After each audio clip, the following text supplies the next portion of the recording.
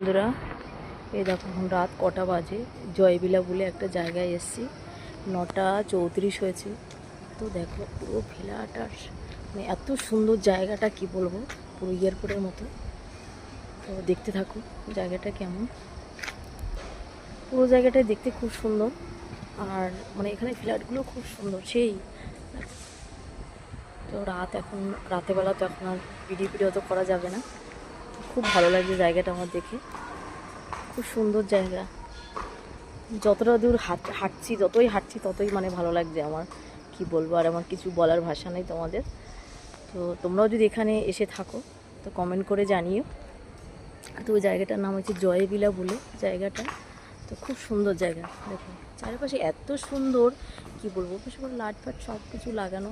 আর ফ্ল্যাটগুলো মানে 10তলা 12তলা 20তলা এরকম এক একটা ফ্ল্যাট।